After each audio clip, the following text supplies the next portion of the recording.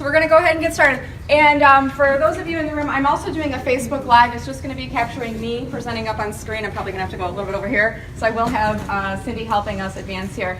And the reason I'm doing this live stream on Facebook is so that if you want to watch a playback of this again later, you're able to do so. And if you do know of anyone who was not able to make it to today's session and they're interested in the content, I'll have that recording available and you can play it back and watch it all over again. All right, so we're going to go ahead and get started with LinkedIn for job seekers here today. And then we're going to start with some overview and reminders about using LinkedIn. Then we're going to go right away into a couple things on your settings that I want you to adjust in the back end. Then we're going to talk about how to optimize your profile and give you some suggestions on different techniques there. Then we'll go into some strategies on sending invitations and how to build dialogue with individuals throughout your network and get some good conversations started there. And then I want to focus on some job search tips, and I kind of have I have the obvious and the hidden and the subtle. So there's a couple different ways that you can use LinkedIn for job search. And then we'll do Q&A. We'll hold off questions to the end if that sounds okay. All right, so go ahead to the next slide. And then what I do want to mention is if you have your LinkedIn app on your phone, go ahead and pull your phone out. I believe we have an open Wi-Fi in here for the church. I was able to connect on my laptop without going into settings or putting a password in like that. So if you do have the LinkedIn app on your phone, go ahead and pull that out and open it up, and you may be able to do some of these modifications as we're going throughout the session here today. So one thing I like to kind of start with is, everybody does have a different comfort level with regards to using social networking sites and using sites like LinkedIn with regards to how much information you want to share. And LinkedIn is always changing. So what you're seeing here today, when you go back home tonight, you might look at your interface and it looks a little bit different than mine. But my hope is that I'll open your eyes to some different areas on using LinkedIn and that you'll ultimately decide for yourself which of these we'll be putting into practice. Okay, go ahead and advance. And a little bit of background on myself and LinkedIn. I've used LinkedIn both as a job seeker, I've used it as a marketer, and now I'm self-employed, so I'm using it for business development purposes.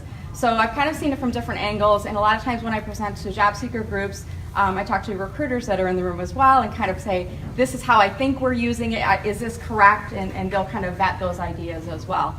And in fact, is Heather Coleman-Voss, is she here in the room? Heather here yet? So Heather's another LinkedIn presenter, and I might, when she arrives, I may just ask her if she has anything additional to add to that. So what makes LinkedIn different is that it is a professional networking site. A lot of other social networking sites are out there, but they have social elements, sharing family pictures and holiday dinners and treats and things like that. And LinkedIn is different because it is purely professional networking site, whereas the other sites, Facebook has business and social applications, Twitter, business and social, Instagram, business and social. LinkedIn is different because it is purely professional. And LinkedIn is also different than the other job search sites out there in that it is not just for job search. So whereas Monster and Indeeds and all those other ZipRecruiter sites, you only go on those sites when you're either hiring for a position or looking for a position, people are using LinkedIn all the time. And they're using it actually more for professional networking than they are using it for job search purposes. So it can become a very good resource for you to use, not just now, but throughout your career. So quick show of hands, how many people are on LinkedIn right now? In Ann Arbor, show your hands to each other there in the room. Look around the room, and you're going to see that mostly everybody is, and some people aren't, and that's very typical in presenting to these groups. But what I would encourage you to do is to set up a free LinkedIn account. I would not advise right away if you set up your LinkedIn account to go to a job seeker premium. Really what I would say is get to know the free version first, and once you start hitting some roadblocks, then you can evaluate whether it makes sense to upgrade. And I think the job seeker premium, it's $29.99 in terms of the upgrade. There are a few additional features you get as a job seeker when you're applying for jobs in terms of you can see some of the qualities of other applicants and how many people have applied for the position. But I think that's interesting. I don't know that that helps you to get the position a little bit easier.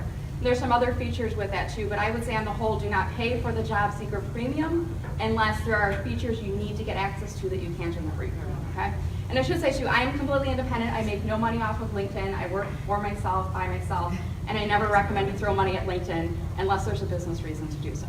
All right, so LinkedIn has been around since 2003. I've been on the site since 2006.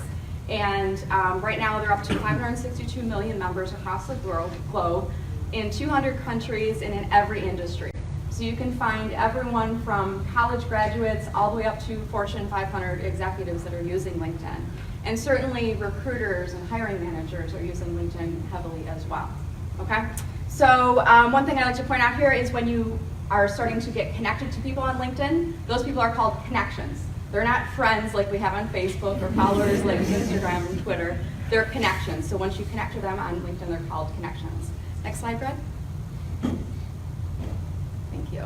All right, so settings. So a few things before we begin, and we're going to go through this section a little bit quickly. Does anybody have a laptop with them here today? If you do, you can follow along. For the others, you could probably watch the playback, and when you're in front of your computer, you can adjust these things. So go ahead, Brad, to the next slide. So these are just a few things I'd like you to do in the back end before you're actually starting to optimize your profile to make sure that you're maximizing visibility for the changes that we want to broadcast out to people, and then we're also limiting visibility for things that we don't want to see. So what I wouldn't want to have is like if Lamise updates her headline, it shoots out a status update saying, Lamise updated her headline, Lamise updated her job title. We don't want to have those broadcasts going out. And then there's also a few things, for example, your email address. If you're in a career transition, make sure that your employer's email is not listed there anymore. You want to have things sent to your home email. So these are the couple things I want to go through here now. So first thing, and if you're on your laptop, you can follow along with me. If you go on your Me icon, which is in the upper right-hand corner, and then if you hover over the Me icon, you can go down to Privacy and Settings. And what you're going to do is click on the second area, which is called Privacy. And the very first thing I want you to look at is under a section that's called How Others See Your LinkedIn Activity. And the section that says Sharing Profile Edits, I want that to be set to No. And again, that would be Brenda updated her headline, Brenda updated her photo. We don't want to broadcast those things out, so we want to set that to No. Next slide, Brad. And then the next thing we want to do is we want to look at our email addresses that are listed on here. So we're still in that settings and privacy area. We're in the area that's called account. And what we're going to do is look under the section that says email addresses. When you click on change, it expands that out. And here's where I want you to look for which email addresses are you using on the account. Now, something important to keep in mind here is that you can associate multiple email addresses to your account. So if you're still with your employer and you'll continue to be so for several months and you want to keep that email address on there, that's great. But what I would say is add a second email as well and think about a Gmail or some other home email address. Something to keep in mind here too is make sure that that home email is a professionally acceptable email, right? Not partysparty@yahoo.com or I love pie, which I do, at gmail.com. You want to make sure it's kind of boring, right? Mine is mellerbrenda@gmail.com, so it's something that's easy for people to look up. And I say that because some of you may know some younger folks that have that younger email, right, that they're using as their home email. So do keep in mind your primary email can be seen by all of your first level connections. And I know that I have made judgment calls on people based on the email address they're using, and you guys probably have too, right? So keep that in mind. Okay, so make sure that you have access to all the emails, and if you're using your employer as your primary right now, get that changed over so that your home email is your primary, okay? All right, good. Next slide. All right, then the next thing I want you to look at is we're going to look at editing your public profile, and I want to make sure that we have maximum visibility. So if you're setting up your profile on LinkedIn, we want to make sure that people can see us on LinkedIn, that we're not tied down and completely private, because that defeats the purpose. We're trying to have employers and recruiters look at our profile, right? So we're going to adjust those settings. And then we're going to look at, in the section that says who can see your email address, I would recommend that says first degree, meaning only your first level connections can see your email. You don't want to have everybody have access to that yet. You want to be a little bit more restrictive on that, but first degree connections to see that. And who can see your connections? I would recommend that you have that be all of your connections can see that. For the reason being, sometimes when you land on someone's profile and you're trying to determine whether or not you want to connect with this person, and you might see that you have 30 or 40 or 50 people in common. And like attracts like, and you kind of create that association right away by seeing those connections. So I like to show those on there. Okay, next slide, Brad. All right, moving on. So when we click on Edit Your Public Profile Settings, this is the screen that will appear. And what I like to look for is a couple things in here. First, we're going to look at your LinkedIn URL, and I want to make sure that that's a simplified LinkedIn web address. So this is your unique web address that LinkedIn gives you for your profile. Now, when you first set up your profile, they'll give you an alphanumeric combination of your name. So it might say Brenda-Meller-ZX23QAY some weird number combination at the end of it. So what I would recommend is that you actually clean that up, and what you can do is at the very top where it says edit URL, click on that pencil icon, and then just clean that up. And what I would do is take out all of those nonsense characters, take out the dashes between your first and last name, and now you've got a nice, concise LinkedIn URL, okay? And what I would do with that too is I would put that at the top of my resume. I would also get some generic business cards made up, and I would put that LinkedIn URL on my business cards. So when you're at events like these, you have something to pass out and a way to remind people to connect with you on LinkedIn, okay?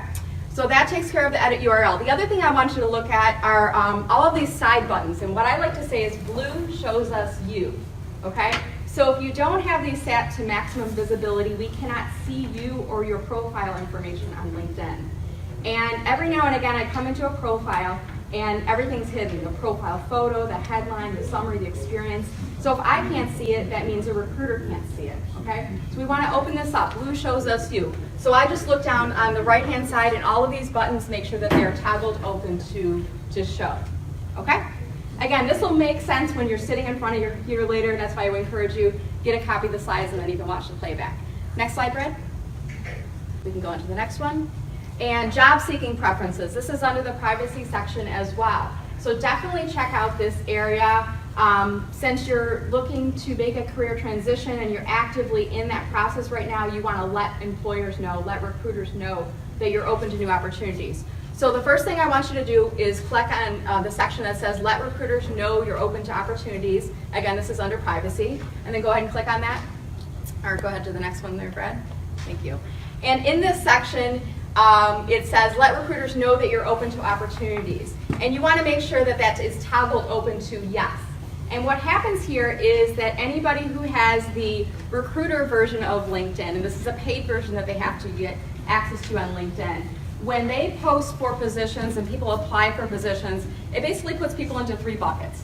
Everybody who applied goes into one, and on the second list, it's the people at the top are those people that are open to new opportunities, so it kind of reduces that list down. And then the third category, it's my understanding, is people who've interacted with that company page on LinkedIn somehow. So they've liked it, maybe they've commented on it, those types of things. So that kind of becomes that very active job seeker group that looks like they're really interested in the company.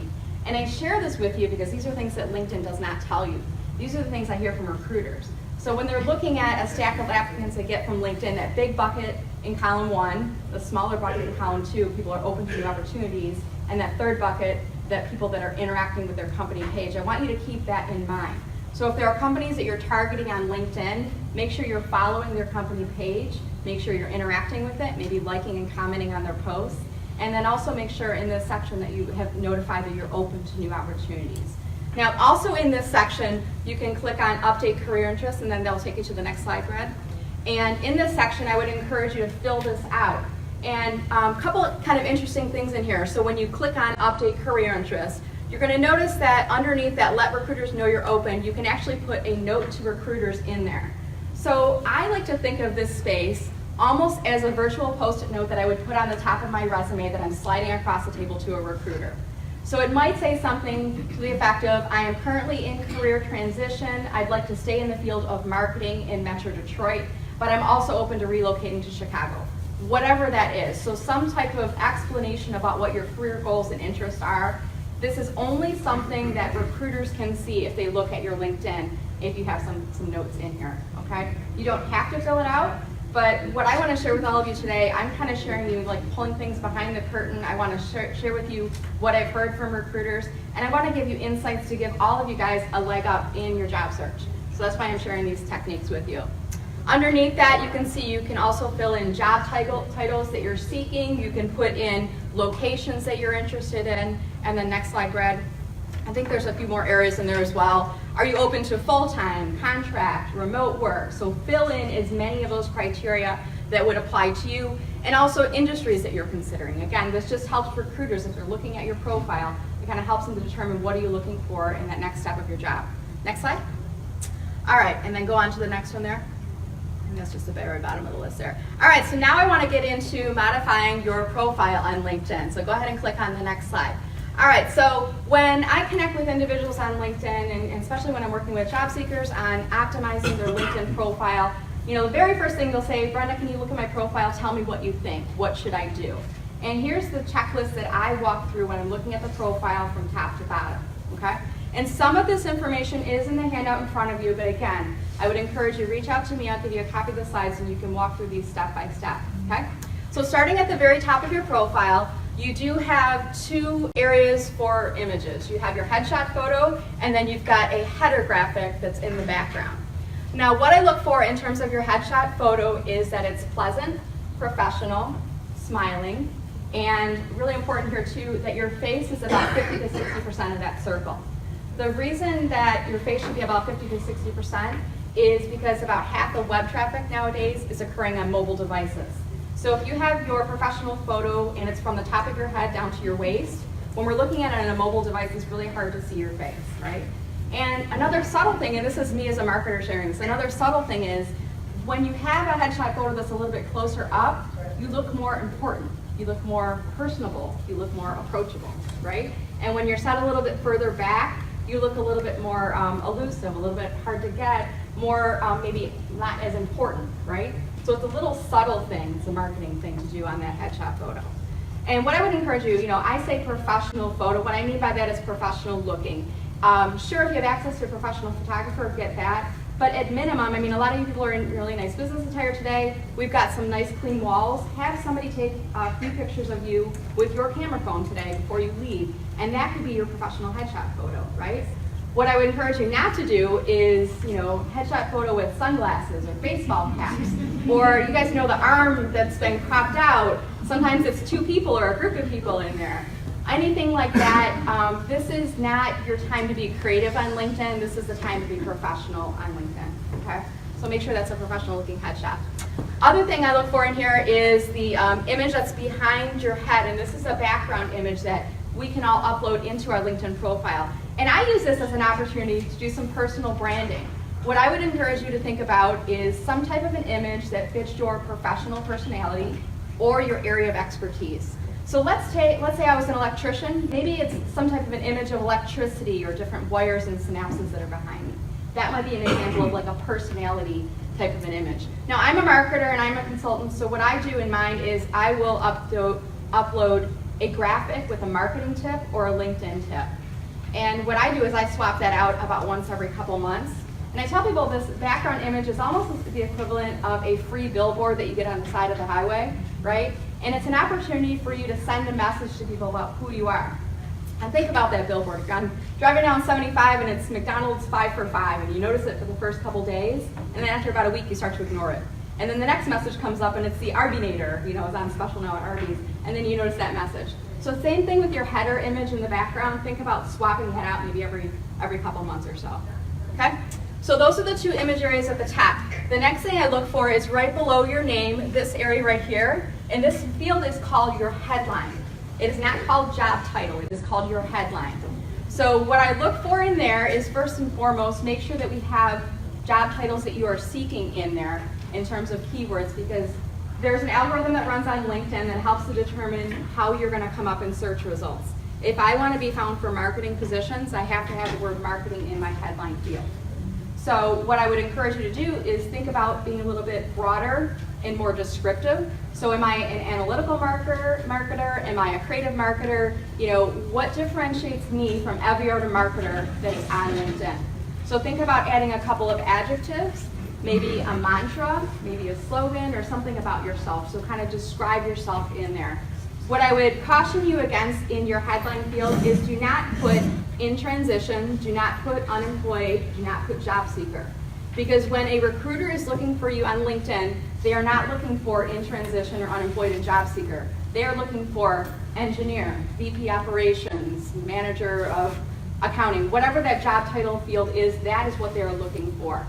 So think about job titles that might be similar as well. So if I was looking for a marketing director position, I might put marketing director, VP of marketing, marketing manager. So I might put multiple titles in that field as well. Okay? So again, this is called your headline, not just your job title, and do not use that unemployed or in transition in that area. Okay? All right, moving on, underneath that, I look at how many connections do you have on LinkedIn. And there's not a magical number of connections you need to have, but if you have more than 10, it shows me that this profile is active.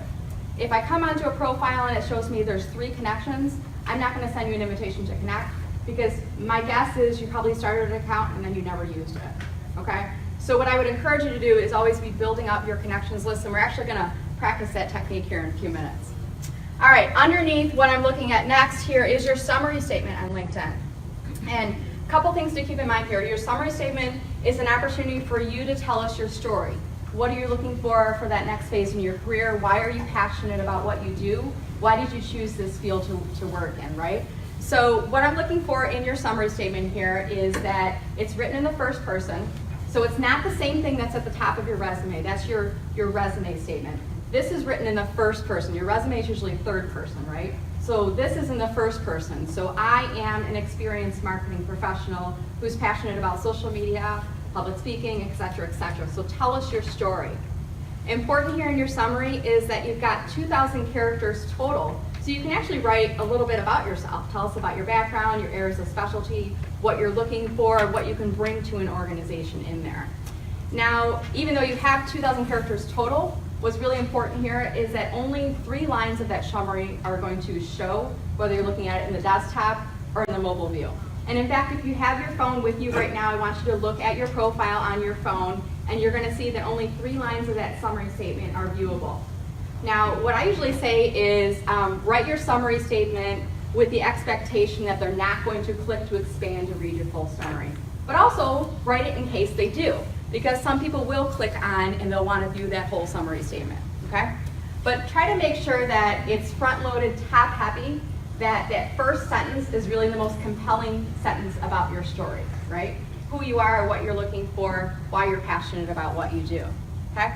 If you need some ideas on your summary statement, I would encourage you to look at other people who share your targeted job title and see on their LinkedIn, how do they describe themselves.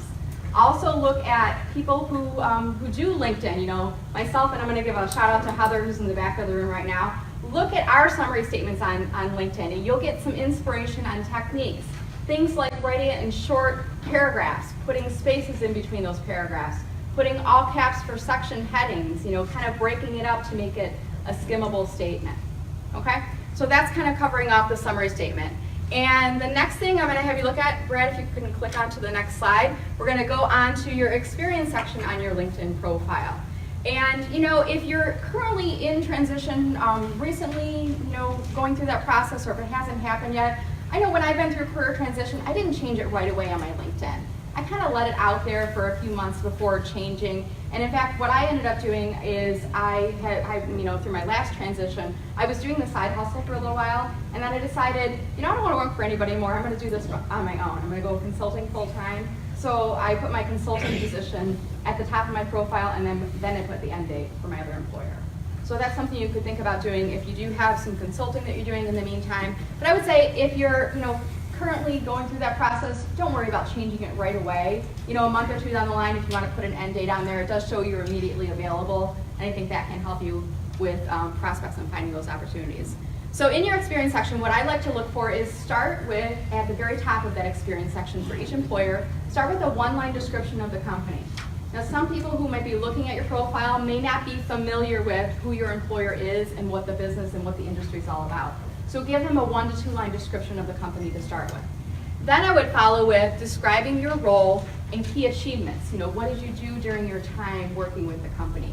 And again, these can be things that you pull from your resume and you're putting into your LinkedIn. But the difference is I would encourage you to put this in first person on your LinkedIn. Your LinkedIn profile is you speaking to your network. Your resume is a little bit more of an impartial document. So use your LinkedIn to write things in the first person out on there. And then I would also consider adding in at the bottom of each of your experience section. Should I be putting this on right now? Oh, could you? Yeah, sure. I didn't want to too much. That's okay. Do you have a pocket? I don't. I can hold on to it though. Sure. Great. Okay. Will this help with the web? It definitely will. Okay. I Very actually cool. have a channel for us. What's that? Oh, your channel. Channel 4's here, guys. So say hello. Thank you. Thank you. All right. So Again, in your experience section, what I would encourage you to do at the very bottom, after you've talked about the employer, you've talked about what your key achievements are in the position, then I would put a list of specialties, and these are a list of keywords that are really your core competencies, or those areas that you're really specializing in. And what I think about in this list of specialties is I don't write this for you as a human being to read, I write this for the computer to read. I'm writing this for the LinkedIn algorithm so that I'm coming up in searches on LinkedIn. So if I want to be found for engineering or accounting or marketing, whatever those keywords are, I want to make sure that I'm using those keywords in multiple places throughout my profile. And in fact, one thing to keep in mind is that redundancy works in your favor on LinkedIn. So think about what are the top 5 to 10 words that you want to be found for on LinkedIn, and make sure those are sprinkled throughout your profile. Certainly use a couple of those in your headline at the top, use them in your summary statement, and then use them throughout your experience sections as well. Okay? Redundancy works in your favor. The more often I have the word marketing in my profile, the more likely I'll be found for search results for somebody looking for a marketer. Okay? And then at the very bottom of your both of your summary at the top and your experience sections, you can also showcase projects. So if you have awards that you've received, Employee of the Month, or maybe a group photo when you did a charity project, or you earned a certificate, you could showcase those on your LinkedIn profile. And these could be videos, they could be JPEGs, they could be pictures, they could be infographics, that type of thing. The only thing I would encourage you not to put on your LinkedIn profile is your resume. And the reason being, I want to know when somebody is looking at my resume. A lot of times you have your home address that's listed on there, and I don't want everybody to have that. I only want those recruiters for those positions that I'm actively seeking to be having access to my resume. Okay? All right, so moving on to the next section there, Brad. This is just one thing to point out. For each of your employers, make sure that your employer is linked to the employer page on LinkedIn. And just a little subtle thing, showing a gray building next to your experience versus showing a logo next to your experience, it provides some validation. Yes, she or he actually did work there. So it's just a little subtle marketing thing. Next slide there, Brett. All right, so moving on, we're going into the section now that's called skills and endorsements on your profile. And again, if you're following along on your phone, scroll down to that section right now. And what I love to tell people is that you can put up to 50 skills on your profile. And again, I want to use every area that's possible on my profile to have me come up in the most possible search results on LinkedIn. So I would encourage you to have, out of 50, how many skills would I say have out of 50? 50. You want to use every one of those skills because you want to be found on LinkedIn. If you're struggling with what 50 skills can I use to describe myself, look at other people who share your job title and get inspiration from them, because their skills are probably similar to your skills, right? Okay, so up to 50 total, but really the most important thing here is not using all 50, it's what are the top 3. Because remember earlier I said people are lazy? People are lazy in this section too. They are not going to expand to see the full list of 50. They're just going to see what are the top 3 skills that you have on your profile, okay? And you can and you should consider reordering the skills. There's actually a way you can go into the setting here and just pin things at the top. But what I would encourage you is look at the top 3 skills that are listed on your profile and make a determination, are those the skills that you want to be known for the most, right? And if not, consider adding in other skills or reordering the skills that you have in there already. Next slide, Brett. All right, so moving on. We're now going to talk about sharing status updates on LinkedIn. So profile optimization is really going to be one of the key elements that you need to do as a job seeker, filling out all the different areas of your profile. But this is not just a set it and forget it. You can't just put your profile out there and then cross your fingers and hope that a recruiter sees you. Because for many of you, it may not be applying for that job directly on LinkedIn that leads you to the next opportunity. It might be visibility from other connections and other people in your network that lead to a referral or an introduction or a warm handing off of your resume over for a position that get you that job. Bless you. So what I want to encourage you to do is think about getting active on LinkedIn. And at minimum, what I would encourage you to do is to post at least one status update per week on LinkedIn. Ideally, one status update per day. That's even better because you'll reach more of your first level connections and more of their first level connections, etc., etc. So a couple techniques for sharing status updates on LinkedIn. And I would encourage you, if you have your phone with you today, start doing this today. Whenever you go to a workshop, a conference, an educational session, get comfortable bringing out your phone, taking pictures of the speakers as they are presenting, and then posting that as a status update on LinkedIn. Now speakers, we have large networks, so when you post a picture of me on LinkedIn and you tag me in that photo, people in my network will see that picture. When they see that, they're going to look at your profile. You might be getting additional profile views and also additional invitations to connect. The fact that you're mentioning that you're at a career strategies workshop on LinkedIn today kind of says you're open to new opportunities, right? So that might lead to conversations about what are you looking for, and you're reaching people beyond the network that you already have. So again, if you have your phone with you today, I would encourage you, pull it out, take a picture of me as we're presenting today, and something along the lines of, you could say, today I'm learning LinkedIn strategies from @Brenda.Meller, type slow, and then my name will come up, and you can tag me in the photo of @Meller Marketing if you wanted to, and here are some things that I learned. And it might be, you should post a status update once a week to stay top of mind in your network. It might be, you should take pictures of people as they're presenting at events and sharing that information with your network. Whatever. It might be LinkedIn tips that you learned today. If you're job seeking, look into the section of your job searching preferences and let recruiters know that you're open to opportunities. So helping other job seekers learning some of those tips as well. Okay? Other techniques for sharing status updates on LinkedIn, I would say if you're reading articles about your industry, trends that you're learning, you're reading Cranes Detroit Business, you're watching something on Channel 4 with job search resources for people in transition. Maybe you're reading something that is talking about trends in your industry for the new year. Here's what you can expect to see. That type of thing. Those could be examples of status updates on LinkedIn. I usually try to do more telling than selling in a status update. And telling is really sharing information, news, things that I'm learning. Learning about other people in my network is a really great technique. And even sometimes I might just look through my homepage feed and I might share something from somebody else on my network, and that's a new status update to consider. Telling, that's storytelling, versus selling. Selling is hire me for this job or book me to be your LinkedIn trainer. That's selling. That's very off-putting to people, especially if that's all the message that you're putting out there. So you want to be seen as a resource. You want to be seen as that type of person that's giving good information and also showcasing your expertise by sharing those industry articles, positions you as an expert, and helps to keep you top of mind for your network as well. Okay? So that's an example of a status update. And again, I would encourage you to update your status today, and then try to update your status at least once per week. Ideally, get to the point where you're updating it once per business day. Okay? Next slide, Brad. All right, and here's just a couple of examples of status updates. You can review these again later. I've already given you a couple examples as we went through here today. But just a couple different things that you could use if you're struggling with, I don't know what to post as a status update. So here's a couple of ideas. Next slide here.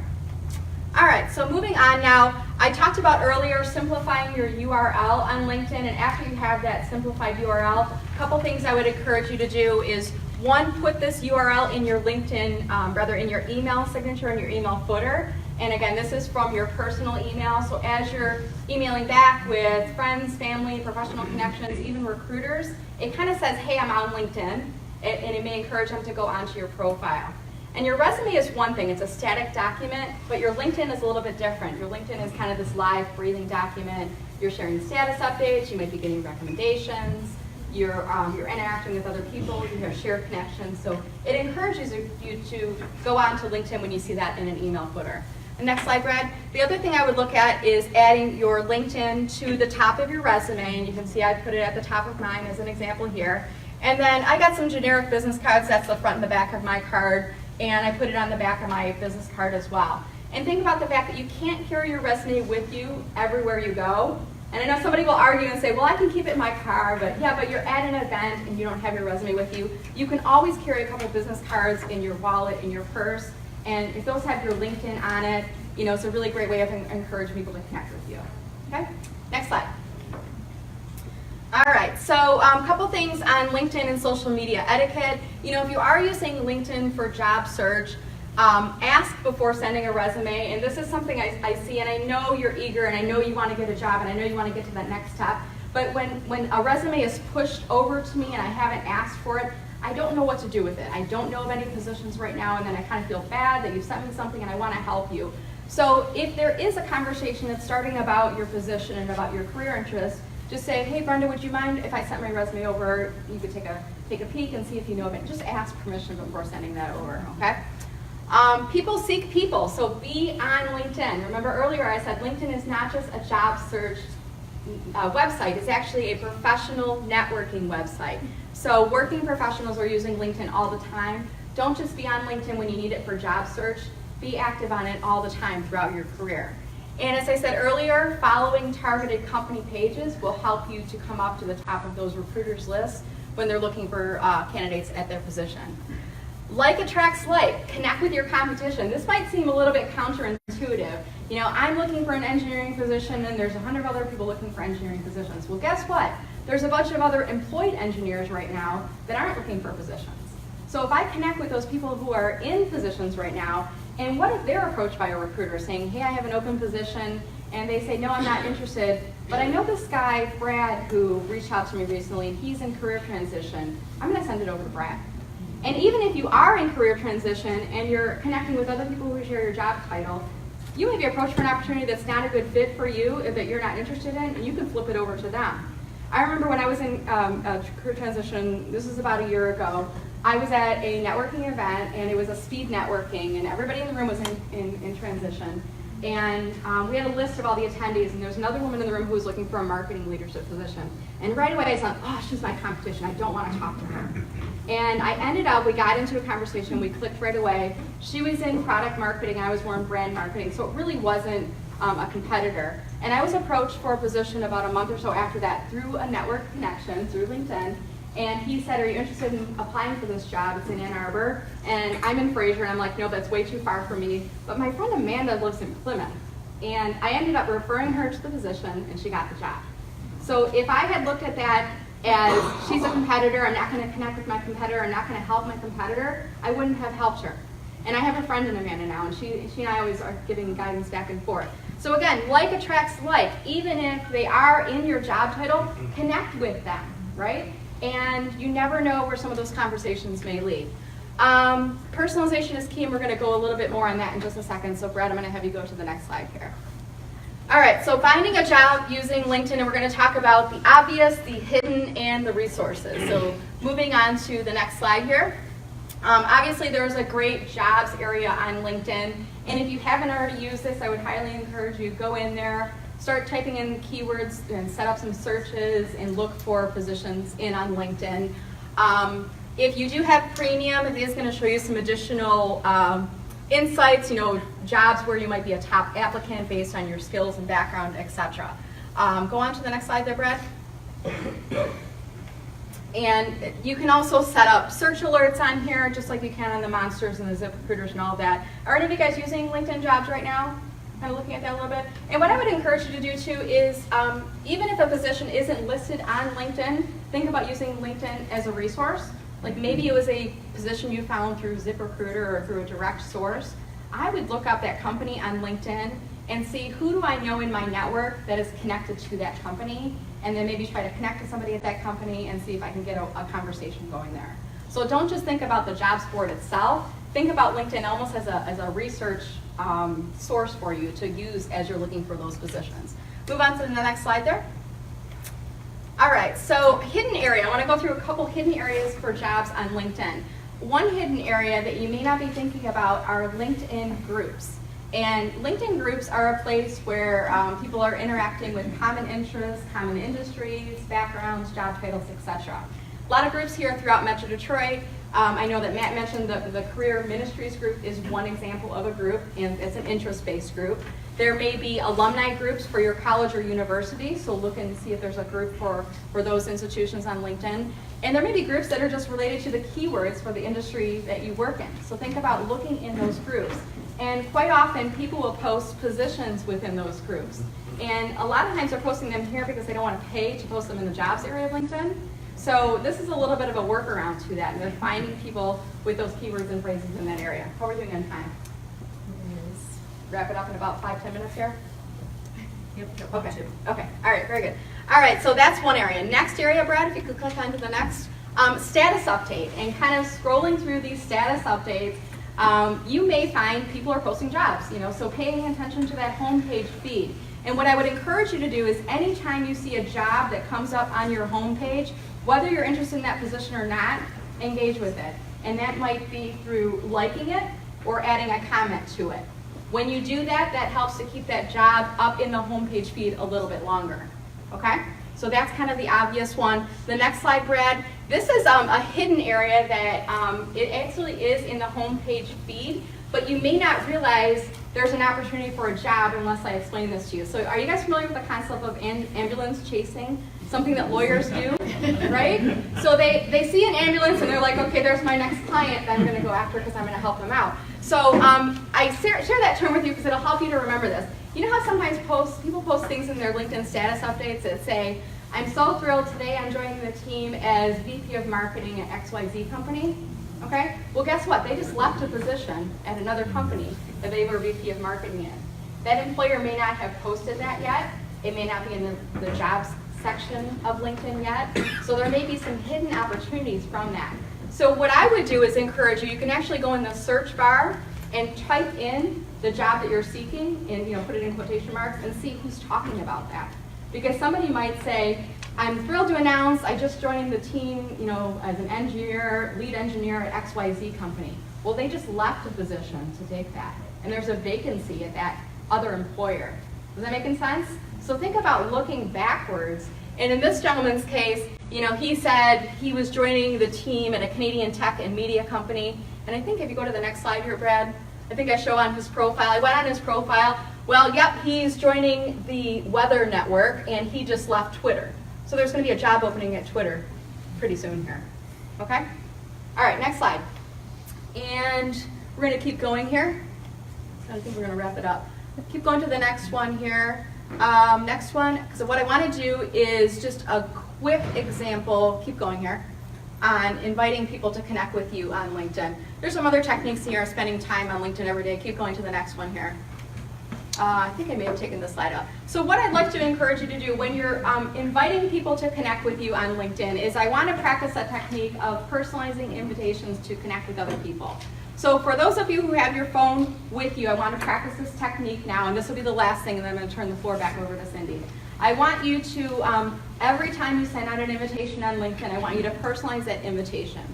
Even if you're connecting with that person because you want their help with the job, that is not what you put in the invitation to connect. The invitation to connect is all about them. So what you would do is you would look through their profile, find one or two things that you have in common or that are interesting to you about their profile, and then you ask for the invitation to connect. After they accept, then you can follow up and let them know you're applying for a position at their company, do you have any insight, etc. You do not do that in the invitation because we don't want to scare them off. We want to get them to accept our invitation to connect with us. So the technique I use is I do hi, first name, have we met or not, and then I comment on one or two things from their profile, then I ask for the invitation to connect and close it. So if you're not yet connected with me, you can practice on me. Go onto my profile on your phone, be on my profile, and this is in the handout that's in front of you there. Be on my profile, and you're going to look either for the More button or the button with the 3 dots, and then you click on that, and there's an option that comes up that says Personalized Invitation on there, and that's where you would say, hi Brenda, we met today at the LinkedIn for Job Seekers Workshop, let's connect on LinkedIn, okay? If you're already connected with me, you can do this technique with Heather Coleman-Voss. Her name is on the sheet as well. Heather is also a LinkedIn coach, and she's got a lot of connections in Metro Detroit, or you can do it with your neighbor, okay? But I do want to encourage you to connect with other individuals on LinkedIn and use that technique because you'll create some great introductions. Okay, I think that's all I have for today. Do we have time for questions, or should I turn it over to Cindy? I think we got to keep moving on. Okay, so we're going to keep moving on. I'll be around for the rest of the afternoon if you guys have any additional questions, and Heather's also going to be helping out in the back if you have any additional questions, okay? Thank you guys so much, and good luck to you all.